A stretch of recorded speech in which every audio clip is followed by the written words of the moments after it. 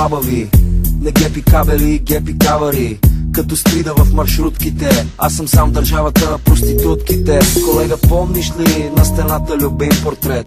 Немаше го още 24 часа.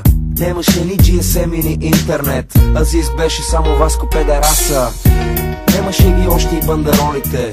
Немаше и кръвта в сополите. Целите още беха идеални.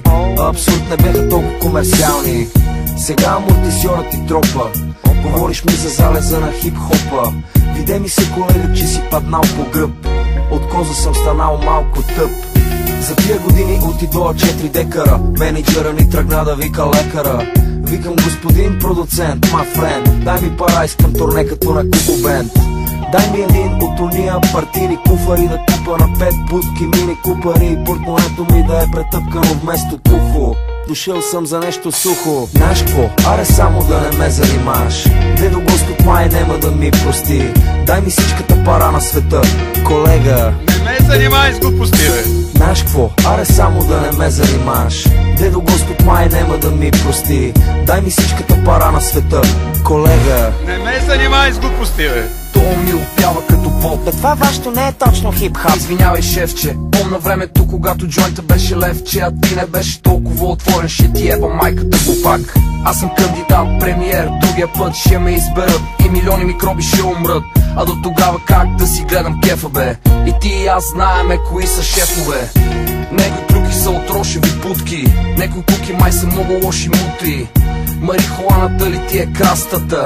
Дай ми некой лев за бензин на Астрата. В момента и ти си като всички битпес. Парламента да лапаш пишки е бизнес. Нали ги видех общественици? Некои курви направиха много пари.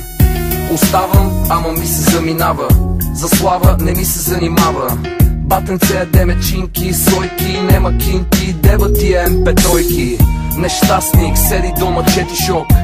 Кажи ми шубелите, бе ми шок. България не ме обича, аз съм бати пича. Да ти е бама. Знаеш какво? Аре само да не ме занимаваш. Дедо Господ май нема да ми прости. Дай ми всичката пара на света, колега. Не ме занимай с глупости, бе. Знаеш какво? Аре само да не ме занимаваш. Дедо Господ май нема да ми прости. Дай ми всичката пара на света, колега. Не ме занимай с глупости, бе. Правя мръсни песни, ама не ги въртите. Почвам да пея за луната и звездите. Една луна наеба звездата. Грешка на езика, нов съм занаята. Господин министър, напиши ми факс. Миришиш ми на стария ми Air Max. Моля ти, вземе едно интервю. Я ми дъхни. Веднага кой си вземи лекви дъвки.